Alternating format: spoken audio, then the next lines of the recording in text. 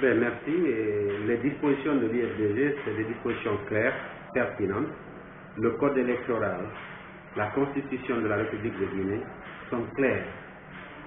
L'organe qui est chargé d'organiser les élections en République de Guinée, c'est la CENI. Il y a des problèmes qui ont été soulevés, des imperfections qui ont été constatées lors du premier tour. Tous les partis politiques ont dénoncé, l'IFDG en tête avait élaboré un mémorandum et avait soulevé toutes les questions que la CENI devrait résoudre. Parmi ces questions, aujourd'hui la CENI est en train donc de reprendre le découpage sur l'ensemble du territoire national. Nous pensons qu'elle a suffisamment été informée et suffisamment préparée pour résoudre l'ensemble des problèmes qui se posent au processus électoral. Et pour nous, il n'est pas question que le MATAP se substitue à la CENI. Ça serait une violation grave des dispositions de la loi électorale. La CENI est l'organe qui doit faire toutes les élections en République de Guinée. Il n'est pas question que le MATAP se substitue donc à la CENI.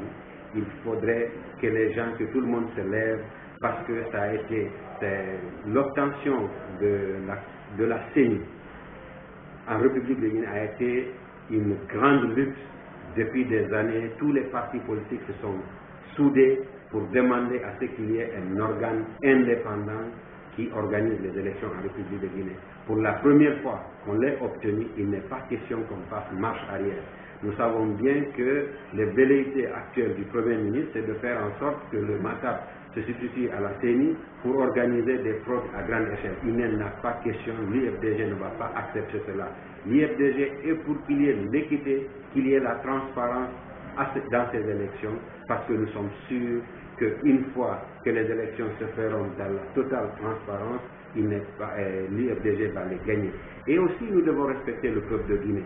Les gens qui ont lutté en 2006, ceux qui sont morts en 2007, ceux qui sont morts en 2009, ils ont tous combattu pour qu'il y ait changement dans ce pays, pour qu'on arrête de mentir à ce peuple, pour qu'on arrête de tricher ce peuple.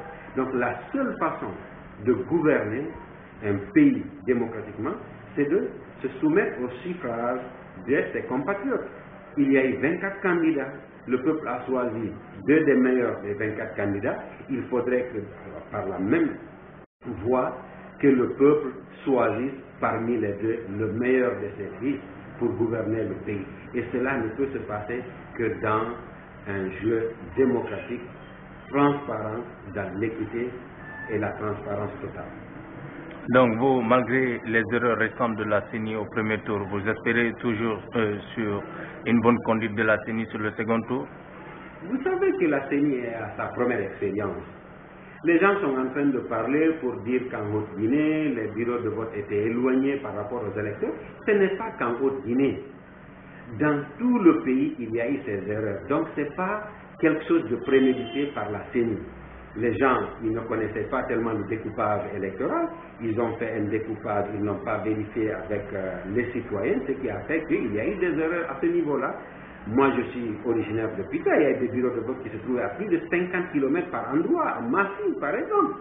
Donc, la CENI ne l'a pas fait volontairement. Nous avons été, en tant que parti politique, le premier à dénoncer ces défaillances. Mais la CENI a pris des dispositions. Une commission conjointe CENI-MATAP, des délégués du parti politique, ont sillonné l'ensemble du territoire national pour revoir l'ensemble du dispositif et le découpage électoral. Je pense qu'à ce niveau, c'est clair, il n'y aura pas de problème. Nous devons faire confiance à la CENI, nous devons l'assister, nous devons faire confiance à la CENI et la permettre vraiment d'être l'organe qui organise ces élections et les élections futures. Il n'est pas question que l'administration se substitue, parce que dès que l'administration va se substituer à l'organe, qui est un organe indépendant, c'est le gouvernement en place va toujours profiter. Donc il n'est pas question pour nous qu'on en fasse marche arrière. Justement, Jean-Marie Doré se sert de l'arbitrage pour dire qu'il est l'arbitre central, alors c'est pourquoi il doit rectifier certaines preuves, certaines lois sur la Constitution, à joindre le MATAP à la CENI.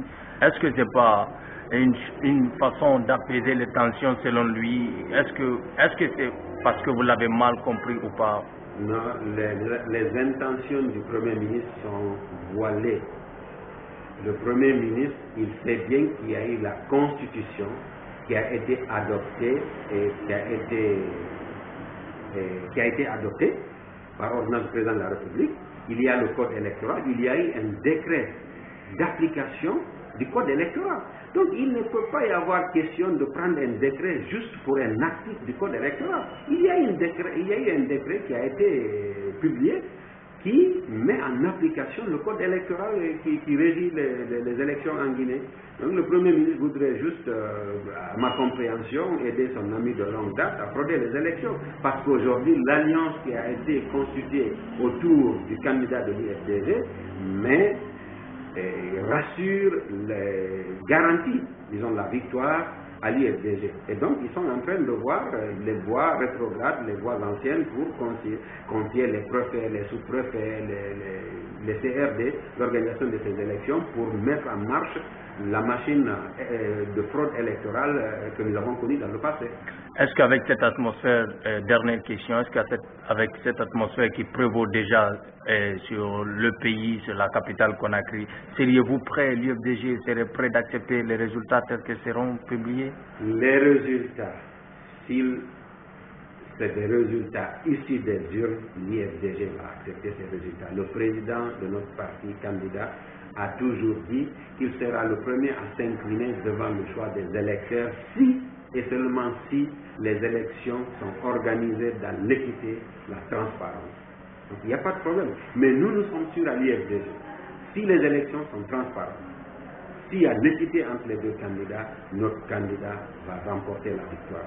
Voyez-vous au premier tour, il a remporté 44%. Et je vous dis, n'eût été les erreurs commises par la CENI, l'UFDG aurait gagné ces élections dès le premier tour.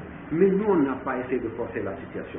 On se contente, on accepte les défaillances de la CENI, mais nous sommes sûrs, avec l'Alliance, avec l'UFR, l'ANGR et le PIP, c'est sûr, ça sera du 80% au minimum au second tour en faveur du candidat de l'UFDG.